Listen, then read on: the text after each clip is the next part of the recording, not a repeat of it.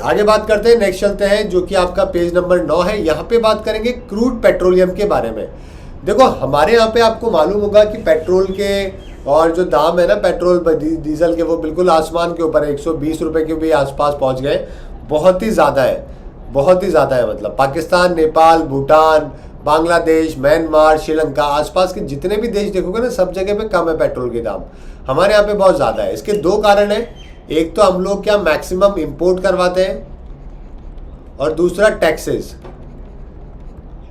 समझ गए, ये दो मेजर कारण है। अब आप बोलोगे सर इंपोर्ट तो श्रीलंका भी करवाता है और बहुत ही ज़्यादा बुरे हालात है, फिर भी उसके पेट्रोल के दाम कम है। तो उसके दाम कम क्यों है? क्योंकि उसके टैक्सेस जो है स्टेट, उसकी जो गवर्नमेंट है, सेंट्रल गवर्नमेंट, स्टेट गवर्नमेंट, उन्होंने कम लगा रखा है। हमारे यहाँ पे जो है वो खींच के टैक्स लेते हैं state government, central government. Central government ने तो जिसमें मतलब बहुत ही बढ़िया पैसा कमाया है पिछले 5 सालों में पेट्रोलियम से, है ना। तो ये दो कारण हो गए। अब हम लोग हमारे यहाँ पे 85% जो भी हमारे यहाँ पे रिक्वायरमेंट होती है ना, उसको हम लोग इंपोर्ट करवाते हैं। हमने पिछले कई सालों के अंदर हमारा जो खुद का डोमेस्टिक प्रोडक्शन था ना, वो बहुत ही कम हो गया है, धीरे धीरे डिक्लाइन होता जा रहा है। और ये हमारे लिए चिंता की बात है, क्योंकि डिक्लाइन होगा तो हमें ज़्यादा इंपोर्ट करवाना पड़ेगा, ज़्यादा इंपोर्ट करवाओगे तो ज़्यादा पैसे लगेंगे। तो आप यहाँ पे देखिए, हमने 2022 के अंदर फाइनेंशियल ईयर में 28 मिलियन मैट्रिक टन जो है ना, वो हमने प्रोडक्शन किया, जो कि पिछले 20 सालों में सबसे कम था। पूरी दुनिया के अंदर थर्ड लार्जेस्ट कंज्यूमर है हम ऑयल के। 85% हम लोग इंपोर्ट करवाते हैं, समझ रहे हो। तो हमें तो ये ज़रूरत है कि हमें ज़्यादा क्या करना चाहिए, प्रोडक्शन करना चाहिए डोमेस्टिकली, ताकि हमें बाहर से मंगवाने की ज़रूरत ना पड़े। लेकिन हो क्या रहा है, इसका उल्टा हो रहा है। तो अगर आप देखोगे यहाँ पे आउटपुट का एक ग्राफ, तो 1999 से अगर आप देखोगे तो इस तरीके से गया नीचे की तरफ। ये कुछ साल 2010 के बाद के बहुत अच्छे गए। अब उसके बाद में देखिए प्रोडक्शन हमारा डिक्लाइन ही जाता जा रहा है। इंपोर्ट के ऊपर हमारी डिपेंडेंस जो है वो देखिए बढ़ती ही जा रही है। ये पिछले 10 साल देखोगे तो इंपोर्ट बहुत ज़्यादा रहा। और एक और प्रॉब्लम क्या है कि हमारी जो ONGC जो कि मेजर काम करती है हमारे क्रूड ऑयल को बनाने के अंदर, प्रोडक्शन करने में, तो उसकी जो कुएँ है ना, जो वेल्स है, वो बहुत ही पुरानी होती जा रही है। तो उसके अंदर से प्रोडक्शन भी नहीं हो पा रहा। तो हमें मेजर इन्वेस्टमेंट करके इसको रिवाइव करने की ज़रूरत है। समझ रहे हो मेरी बात। और भी बेस्ट तो ये है कि हम लोग धीरे धीरे जो है वो बाकी रिन्यूएबल एनर्जी की तरफ चले जाएं, सोलार की तरफ, विंड की तरफ, है ना, इनकी तरफ। लेकिन वो प्रोसेस बहुत लंबा प्रोसेस है। तो आज की रिक्वायरमेंट, आज मुझे गाड़ी में पेट्रोल डलवाना है तो मैं इलेक्ट्रिक गाड़ी तो खरीद के लेके नहीं आ सकता ना, पेट्रोल डलवाना पड़ेगा। तो पेट्रोल को आने वाले 10 साल में रिप्लेस नहीं किया जा सकता। तो उसकी रिक्वायरमेंट पूरी करने के लिए प्रोडक्शन करना पड़ेगा। तो अगर आप यहाँ पे देखोगे ना, ONGC की भी प्रॉब्लम ये है कि जो उसके कुएं है ना, वो धीरे धीरे दोस्तों कम होते जा रहे हैं, सूखते जा रहे हैं। ये देखिए ट्रेंड देखिए कितना कम प्रोडक्शन हो रहा है। एजिंग वेल्स का मतलब ये है कि उनकी उम्र हो चुकी है। इंडिया के इंडिपेंडेंस के बाद में जो है कुएं जो बाद में बनाए गए थे, वो उसके बाद में हमने कोई मेजर डिस्कवरी करी नहीं है एक्चुअली के अंदर। तो हमारी वेल जो है वो ड्राई होते जा रहे हैं धीरे धीरे, है ना। तो ये भी एक इसके अंदर कारण बताया गया है। ठीक है, इस पूरी दुनिया में सबसे ज़्यादा प्रोडक्शन करता है USA, सऊदी और रशिया। ये 3 देश है जो सबसे ज़्यादा तेल है जो कि बनाते हैं, डेली का प्रोड्यूस करते हैं। USA पूरी दुनिया का 20% तेल है जो कि डेली प्रोड्यूस करता है। रशिया जो है वो 10% के आसपास। अगर मैं बात करूं ऑयल रिजर्व किसके पास में है, भाई प्रोडक्शन करना तो ये है कि आज खोदा आज काम में ले लिया, मतलब आज खोद के हमने उसको मार्केट में यूज़ करने के लिए निकाल लिया। लेकिन कई देशों के पास में रिजर्व बहुत है। ये लोग, हो सकता है ये देश जो है वो बाद में निकाले जब इसके दाम और बहुत ज़्यादा बढ़ जाए। तो रिजर्व के अंदर वेनेजुएला दोस्तों नंबर 1 पर है, उसके बाद साउथ अफ्रीका, उसके बाद में कनाडा। तो ये देशों ने जो है वो अभी बचा के रखा हुआ है काफ़ी। तो इनके बाद में जो है ये बहुत काम में आ सकता है। ठीक है, इस तरीके से ऑयल निकलता है। पहले ये देखिए वेल्स होती है, सेडिमेंट्री रॉक्स होती है ना जो आपकी, वहाँ पर तेल निकलता है। सेडिमेंट्री रॉक्स का मतलब ऐसी रॉक्स होती है वो जहाँ पे किसी ज़माने में बहुत पानी होता था और अब वो सूख चुका है, अभी वहाँ पे रेगिस्तान बन चुका है। जैसे कि हमारे बाड़मेर है, किसी ज़माने में बाड़मेर में बहुत पानी था, आज के टाइम पे रेगिस्तान है। तो वहाँ पर आपको देखने को मिलता है ऑयल वेल्स। बाड़मेर की ऑयल वेल आपने सुना ही होगा नाम। ठीक है गाइस, अक्षय, कॉन्ग्रेचुलेशन। अक्षय को जो है वो बार्क के अंदर जो है वो जॉब मिल गई है। Congratulation Akshay, we are very happy for you.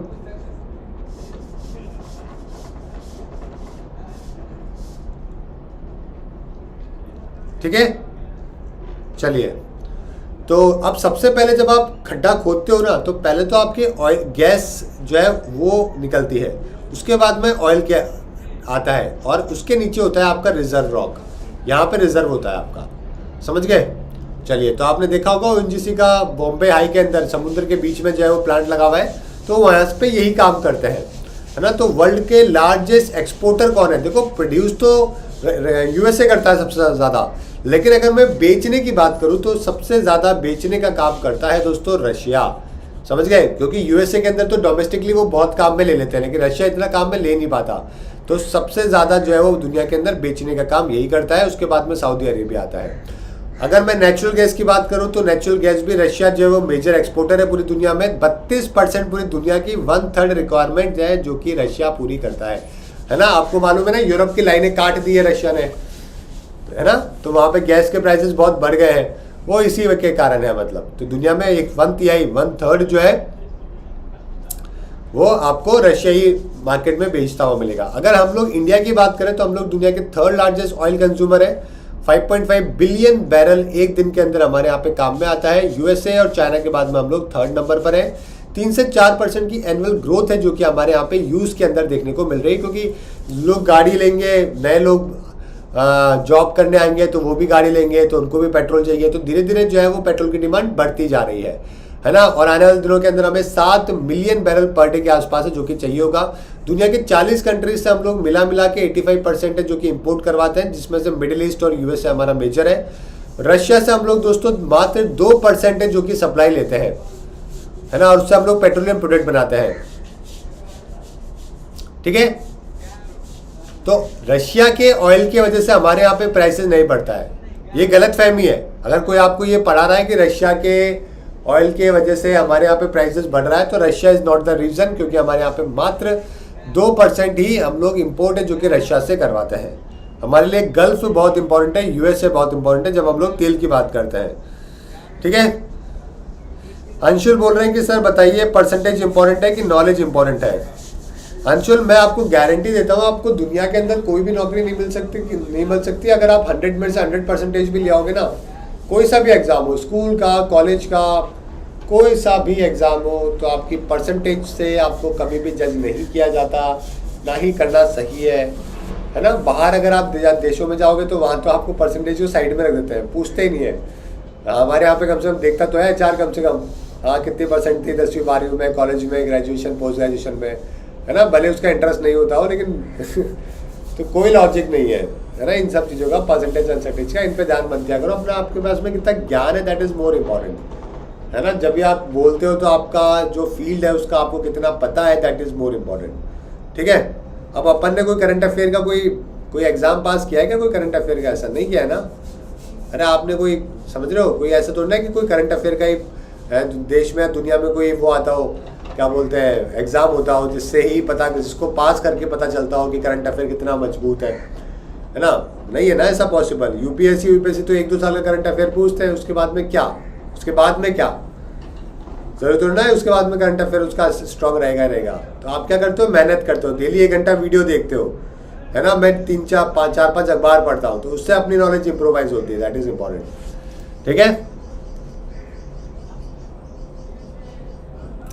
चलिए आगे बात करते हैं इसको लेकर दोस्तों। यूपीएससी में सवाल भी आ चुका है 2011 के अंदर ब्रंट क्रूड ऑयल को लेकर। फ्रिक्वेंटली न्यूज में आपने सुना होगा। ये एक्चुअली के अंदर क्या है, एक क्लासिफिकेशन है क्रूड ऑयल का, नॉर्थ सी से देखने को मिलता है, नॉर्थ सी से इसको निकाला जाता है। सल्फर तो होता ही है इसके अंदर, तो आपका यहाँ पे आंसर जो है वो बी वाला सही हो जाएगा, ठीक है। हाउ मच बैरल, एक बैरल में कितना ऑयल होता है भाई, कितने लीटर ऑयल होता है बताइए। 2008 का सवाल। एक बैरल के अंदर ऑयल होता है, लीटर होता है 159, ठीक है। इसके अलावा दोस्तों आप यहाँ पे अगर अनअकैडमी पे किसी भी एग्जाम की तैयारी करनी है तो आप अनअकैडमी पे रेफरल कोड लगा सकते हैं BHU10 या फिर बुनेश 10, जिससे आपको 10% ऑफ है जो कि आपको मिल जाएगा UPSC, PCS, defence, banking, SSC किसी भी एग्जाम के लिए। आपको ऐप डाउनलोड करनी है, मोबाइल नंबर डालना है, गोल सेलेक्ट करना है आपको किसी भी एग्जाम के लिए, 40+ एग्जाम के लिए। फिर यहाँ पे प्लस पे जाइए, फिर यहाँ पे गेट सब्सक्रिप्शन पे 12 या 24 मंथ पे, और नीचे की तरफ जो है यहाँ पे BHU10 है जो कि आपको यहाँ पे लगाना है, ठीक है गाइज। यार 5 बजे वाली क्लास कंटिन्यू करेंगे यार। मैं आपको देखो 5 बजे वाली क्लास की PDF मैं आपको अवेलेबल करवा रहा हूँ डेली, आपको करंट अफेयर्स बाय भुवनेश्वर वाले टेलीग्राम ग्रुप के अंदर। और जो क्लास की बात है तो 1-2 दिन का टाइम दो, थोड़ा सा शेड्यूल थोड़ा सा ठीक हो जाए, उसके बाद मैं आपको क्लास स्टार्ट कर दूंगा आपकी, है ना। चलिए ठीक है गाइस, और एक बच्चे की एजुकेशन आप स्पॉन्सर कर सकते हैं अगर आप जॉब करते हैं तो स्माइल फॉर ऑल सोसाइटी.org की वेबसाइट पे जाके एक हैप्पीनेस सब्सक्रिप्शन के थ्रू।